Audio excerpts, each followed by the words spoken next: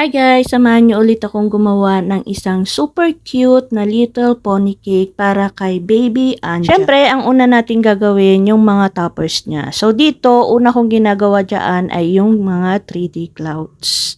Bali, 4 na 3D clouds yung gagawin ko dyan para doon sa top at ilalagay ko sa bottom ng aking cake. Pero yung 4 na yan, hindi ko na ilagay lahat sa aking cake. 2 lang yung nilagay. Bali, yung 2 dyan, nilagay ko doon sa aking extra tall cake na pang christening. Magkasunod kasi yung order sa akin ng cake na yan. Yan, si Little Pony at yung sa aking extra tall cake. Bali, una yan si Little Pony. Nahuli ko lang siyang in-upload. So, dito, gumagawa ako ng maliliit na Little Pony. Bali, na-i-vlog ko na to. Balikan na lang ninyo kung gusto nyong mapanood yung full video. Kasi dito, na-edit ko yan ng bongga para syempre mas maiksi. Bali, in-upload ko lang, isinama ko lang dito sa video para syempre kompleto yung paggawa ko ng cake. So, halos mga pambata nga yung mga ina-upload kong cake. Kasi nga, madalas yung mga nagpapagawa sa amin, yung mga pambata din. Pero gumagawa din po kami ng mga pang-adult na cake. Kaya ng mga wedding cake, yung mga 60th, yung mga 50th, yung mga ganon. Gumagawa po kami ng mga ganon. Kaya kayo, mga customer po namin, kung gusto po ninyong magpagawa, mag-message lang po kayo dito sa aming business page. So, going back po tayo dito sa ating ginagawang mga toppers. So, dito po gumagawa po ako ng medyo malaking unicorn. Bali, yung aking ball na styro, binalutan ko yan siya ng fondant. Bali, pinahiran ko muna yon ng shortening para dumikit yung aking fondant. Tapos, dyan nag-roll ako ng 4 na legs. Bali, gagamit ako dyan ng maraming stick kasi nga, para doon dumikit yung aking mga legs na ilalagay ng unicorn na ginagawa ko. Ganon. Para doon ko itutusok yung mga legs. Sa nakikita ninyo, parang ang dali-dali kong ginagawa yung mga toppers, diba? Pero sa totoong buhay, mahaba-haba pong oras yung ginugugol ko sa paggawa ng mga ganyan. Kaya po, sa mga nagpapagawa ng mga commission toppers na pang-design nila sa kanilang mga cake, asahan na po ninyo na medyo mataas po o may presyo, syempre, yung mga commission topper na ginagawa ko. Yung mga pinipresyuhan ko sa inyo. Kasi nga, 'di ba, kapag yung ating minimalist na cake o kaya simpleng cake, kapag nilagyan natin siya ng mga toppers, dun siya nagiging mahal kasi yun ang nagpapaganda. Napaka time consuming po kasi ang paggawa ng mga toppers na ganyan. So going back ulit po tayo dito sa aking ginagawang topper. Bali, nagsabi si ma'am na kung pwede daw sana may resemblance si baby dun sa gagawin kong baby topper. Ang kaso, walang pagkakahawig na nangyari, kaya natawa na lang si ma'am. Pero bago ko naman tinanggap tong order na to, sinabi ko naman kay ma'am na hindi ako ganun kadunong gumaya ng isang human figure. Umuo naman siya. Ito kasi yung pinakamahirap na part sa paggawa ng isang human figure, yung mukha. Pero pinakita ko pa rin sa inyo yung buo kong paggawa ng topper na to. Cute pa din naman yung baby. Yun nga lang, wala siyang pagkakahawig dun kay baby Anja. Tapos yan na, tapos na yung ating mga toppers. Papatigasin ko lang yon ng ilang araw para syempre mas maganda siyang ipatong sa ating cake. So, dito sa next video, nagle-layer na ako ng aking cake. Syempre, yan, time-lapse yan. Kasi lagi naman ninyong nakikita kung paano ko mag-layer ng aking cake. After ganache, lalagay ko sa chiller hanggang sa mag-set o hanggang sa maging firm yung kanyang chocolate ganache. Tapos, saka ko naman ipe-prepare agad yung aking fondant na i-cover sa kanya. O, diba, napaka-pliable ng aking fondant. Tapos, iro-roll ko lang yan hanggang sa makuha ko yung gusto kong nipis. Tapos, syempre, tatanggalin ko yung mga air pocket na namuo sa aking fondant.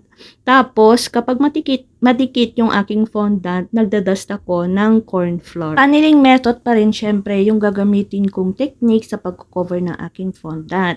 Bali, yung size ng aking cake is 6 diameter by 5 inches height. Tapos, tumaas siya ng konti kasi nga may palaman siya.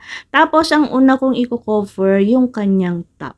Tapos, babaliktarin ko lang yan. Tapos, tatanggalin ko syempre yung sobra.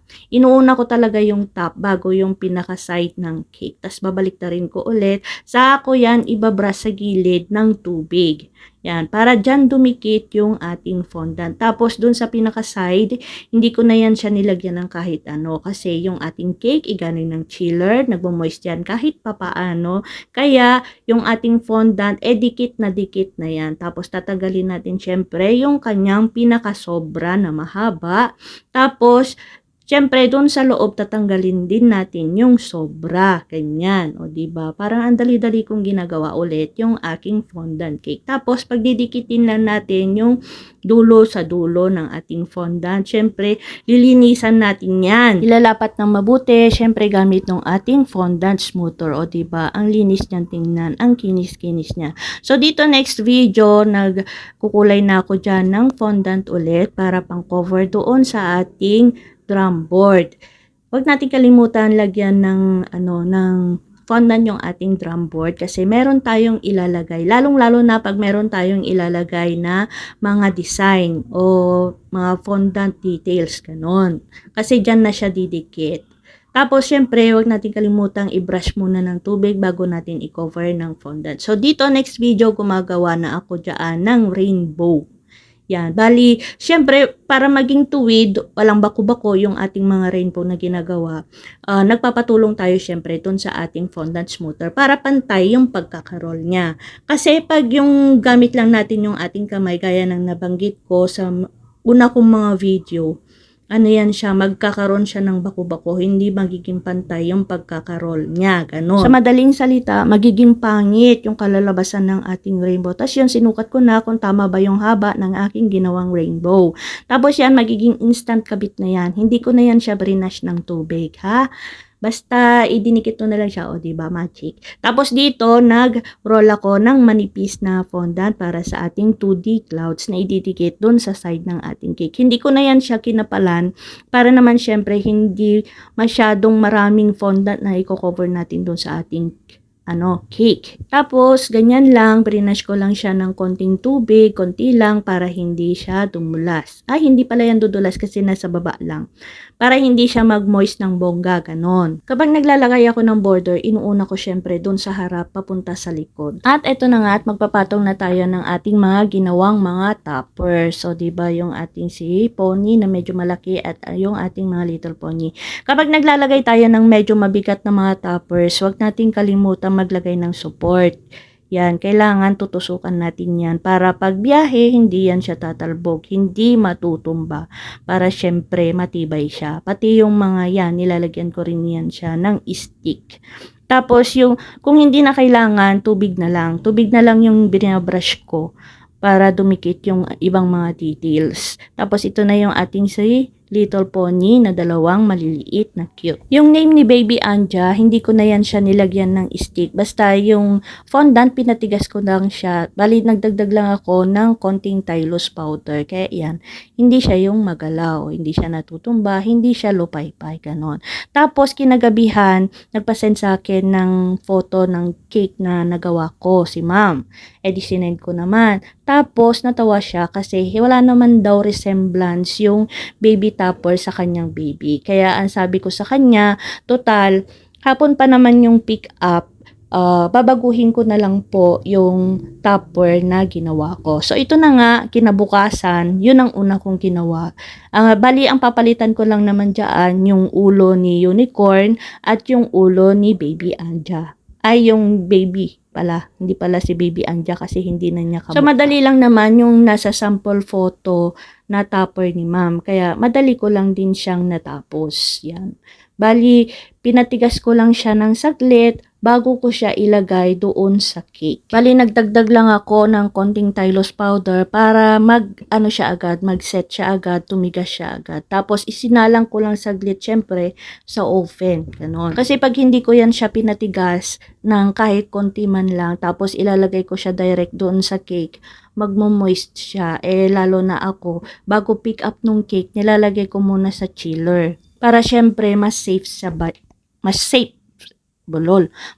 biyahe. So, ito na, tatanggalin na natin yung ating ulo ng little pony at ni baby. Bali, yung ulo lang naman yung tinanggal ko, tapos yung ibang buhok-buhok ni little pony, ibinalik ko. Tapos, O, di ba naging mas cute si ating little baby doon sa top ni Little Pony. So, ganyan lang yon. Madali ko lang naman ding natapos. Naka-time-lapse kasi. So, ito na po yung ating finished product. At happiest birthday kay Baby Anja. At para kay ma'am, thank you so much po sa pag-order. At syempre, sa mga gustong umorder ng kanilang mga dream cakes, mag-message lang po kayo dito sa aming business page. Yun lang po for today's vlog. Thank you for watching. Bye!